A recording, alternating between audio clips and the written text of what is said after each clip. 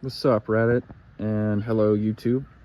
It's Kaizo coming with the 7-day review of the SVG5, and I'm going to talk about some things of some issues, which is pros and cons, performance and price point, and versus NVG90 standard versus this, and for what people are looking for.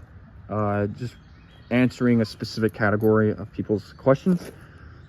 Also want to just put an apology out, saying I'm going to apologize to Goodnight Gear real quick, because I know he's going to probably see this. So I want to apologize for being basically obnoxious. I know I was. It's not my intent. And I will be honest with you, I did deal with a couple of issues off camera. Yes, I did deal with that situation with the sensor, and well, I guess it's fine for now. So you know what, since it's working for now, I'm going to keep pushing its limits, and I'm going to be extra careful. I'm going to leave the battery out when not using it, put the battery in. So apparently leaving the battery out for a couple of days, decided to make I don't know, maybe it's a software issue. So I'm still waiting on that software update. We'll see what happens. But yeah. All right.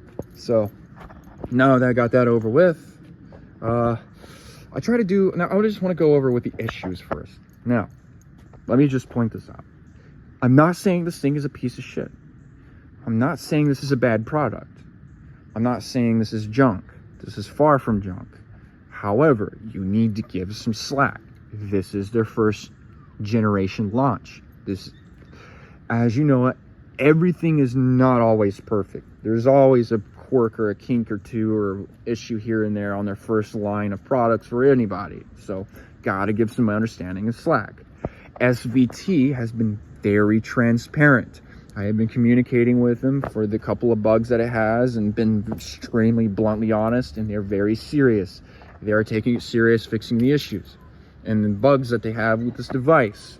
So that way, as a prosumer, you're not disappointed when you buy an SVG5 or the soon upcoming to be launched SVG5 Pro. Now, the cons that I dealt with. On first unbox opening, I had it where it didn't want to power on. I got that issue fixed. That's just whatever. A screw was overlooked and was stuck into the case. Yeah, so besides that, sorry, dogs distract me. That was the only other issue. In an extensive testing outside, the IR light leaked into the case because of oversight with engineering. I thought it was software, but from extra testing covering the IR light with the cap on, I realized it's leaking into the case, blinding the sensor, making it completely impossible to use outside. It was usable indoors, but not outside. And for people who want to buy this device, that is a big no-no.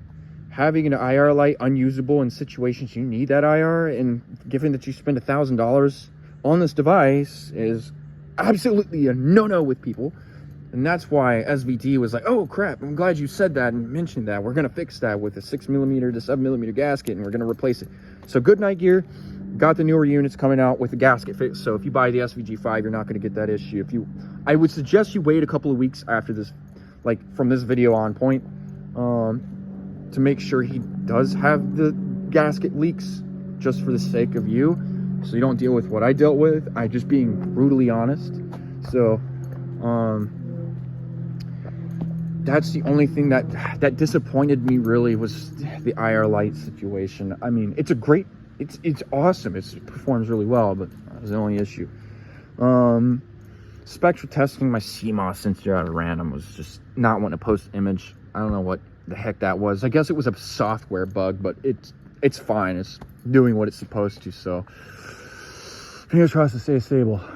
And I'm still waiting on an update, software update. So SVG is going to provide software updates for this thing in the future to help this thing be more optimized and get the most performance out of this as possible, squeeze that extra more, and to get the AI ISP engine to perform at its best, and just optimization stuff like that. So cool, we got that going. Besides that, yeah. Now, other than that, I am heavily impressed. Besides those minor issues, I'm heavily impressed with the performance. and a lot of people want to know. Now, most people that are looking at the SVG5, I would assume, are contemplating between NVG90 standard and NVG90 SE versus the SVG5. And they're wondering, is the SVG5 really worth the money? Is it good enough? How is the performance in night vision? Like, what is the performance compared to even the NVG90 standard? Okay, let me just be bluntly honest with you. I'm going to be completely honest. NVG90 standard versus this, I don't have one, but looking at Goodnight Gear's testing videos versus some of the other Reddit users and people online that had posted some videos of the NVG90 standard, how it performs, it kind of looks very familiar territory. It doesn't feel that different. In fact, actually, it's like I'm looking at one of my recorded videos of the SVG5. I'm like, yeah, it looks about the same as the SVG5. How interesting. So yeah, the NVG90 standard might perform just micro hair better, like a itty bitty bit. The SVG5 Pro, because, you know, the lens optics have everything to do, you know, with night vision. The better the optics, the better your device performs, despite, yes, the hardware itself has a lot. So, besides that, it's about the same. You're basically, I'm just gonna say it. It's about the same as the NVG90 standard. Goodnight Gear might, he might just be like, I don't know. And maybe some people who possibly have the SVG5 and NVG90 standard at the same time to compare they might disagree. Maybe they'll agree. I don't know. We'll never know until one day somebody's like, nope, this is what it is. Okay, so we'll never know. So basically, yeah, you're getting NVG90 standard performance for $1,000 or under $1,000, which is freaking awesome. Now, where is this thing competing when it comes to analog territory? This is mid-high spec Gen 2 plus. Nope, not Gen 2 plus. Gen 2. It's straight up just Gen 2. Like, we're talking about professional to almost, I would say industrial. Gen 2. Just straight up Gen 2. Mid-high spec Generation 2 analog. That's where this thing performs. Now, when it comes to Gen 2 Plus, yes. I would say, really, though, the brutal most honest, this thing performs like a I would say mid-spec. Yeah, definitely mid-spec. Early industrial, like 1990s to early 2000s, maybe mid-2000s, Gen 2 Plus. It definitely performs like civilian Generation 2 Plus. High to mid-spec civilian Gen 2 Plus, it definitely performs in that level. But when it comes to industrial or mil-spec, high mid-spec Generation 2 Plus from today, no. Industrial and mil-spec Gen 2 Plus will completely smoke this thing. Absolutely. The SE smokes this. The G14 Pro series smokes this. Except for when it comes to NVG90 standard and the SE, it's just a little bit under the SE. So given that this thing is about similar performance as the NVG90 standard, it's about just under an SE. So that's where you're looking at performance to price point. So you're wondering, is it worth the $1,000 that it is? The units that have the IR leak fix, yes, it is. This one, I would say no. This one, because it had the issue with the IR that makes it unusable outside, which I'm extremely disappointed with. No, absolutely. I would say 800 even for this one specifically. So, you know, but with the ones that Goodnight Gear is getting the IR leak fix issue, where they did fix that, yeah, it's for the performance and price. Yes, it is worth that $1,000. I mean, think about it. I mean, that's a price too good to be true. Think about it. You're getting NVG90 standard performance for less money. You get a metal housing. This thing is metal, all the way metal. The only thing that's not metal is the encoder and the rubber that's on the device. You know, that's the only thing that's not metal. But this whole thing is metal. All right, versus the NVG90 standard coming at $1,250 versus $1,000 even, with an IP54 plastic housing that's prone to cracking if you drop it or drop your helmet off of a table or something onto the device. It is very prone to biochemical erosion, abrasive erosion from pocketing it, carrying it, holding it, rubbing it with your hands from friction over time. Plastic breaks down naturally as years go by. It becomes more and more brittle. Everybody knows plastic becomes more brittle as it ages. It just starts to break down, right? And you're paying $1,250 for it. Now, I'm not saying it's bad. Yeah, NVG90 standard is absolutely absolute beast.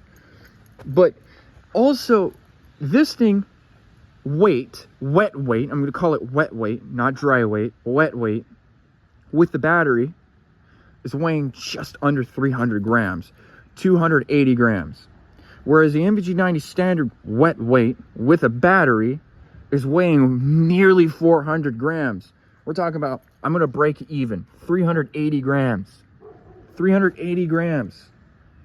And that's a plastic IP54 housing versus a metal IP67 housing that is resistant to biochemical erosion and abrasive erosion and the test of time. It doesn't get brittle over time. It doesn't break down. It can corrode if, the paint and stuff, aluminum does corrode under certain circumstances, but it's far more resilient and much more rugged than IP54 plastic for the similar price similar performance for less price. So it comes down really to exactly what you're looking for and what you want. What are you looking for? What do you want? Okay, if you're like me, who thinks night vision's absolutely fucking cool, analog's cool, but you can't afford it. It's too expensive. It's you're broke ass bitch like me. I'm sorry, I'm gonna be honest. I'm broke. I'm a broke ass. All right, but you dream of having that similar performance, right? You're a civilian like me. And you definitely, like me, can't afford an SE right now, which by all means you wish you could, but you want something close.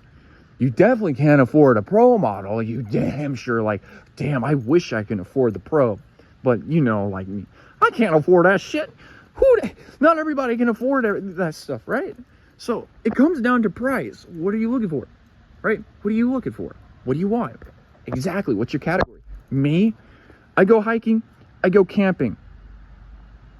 Occasional backpacking, which is the same as hiking. I like to spot things and take pictures at night. This thing takes really badass pictures. By the way, the black and white pictures are like professional level. I mean, wow. Anyways, you can record, if you're stargazing, practical general use as a typical tool, like say I want to be cool and not use my phone light. I want to use my digital night vision. Or, need something that damn powerful and you just need it for general purpose spotting. You've got a farm or a homestead and you got to deal with chickens, protecting the chickens, and occasionally you got to go outside at night and need something like this instead of using a light. You could use your night vision and spot stuff, stuff like that.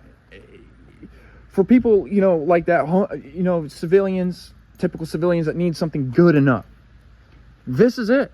This is it for the price. So, you need something that just meets what you want without needing to upgrade for just a little while, right? This is it. So, it's either this for less money with a better housing for similar performance to the NVG90 standard for $1,000, or it's the NVG90 standard for $1,250 with the IP54 housing that's plastic and prone to breaking and test of time. It comes down to what you want. So really, if you really want the NVG90 standard, buy it. But logically, when it comes down to these devices performing about similar, I mean, I'm sorry, I'm gonna buy this over the NVG90 standard. I mean, I'm getting I'm getting a metal housing all the way, and it performs about equivalent to the NVG90 standard, and it costs less, right? It costs less. So unless you're somebody who wants the most powerful thing, then digital isn't where it's at. Unless you want thermal fusion, then go. I mean, it'll cost several $1,000s, and that's all. I'm be buying. You do you, but I mean, really, if you, I would suggest Gen 2 Plus industrial or high spec, even greater, like Gen 3, if you want something to like absolute pure performance, you know. And for somebody who's doing combat simulations or for defense training and stuff like that, you know what I mean, I would not use the SVG5. I would use something like the G14P2 or better, straight hands down. The SE is good, but really I would suggest that extra more money on for combat training. SVG5 is not meant.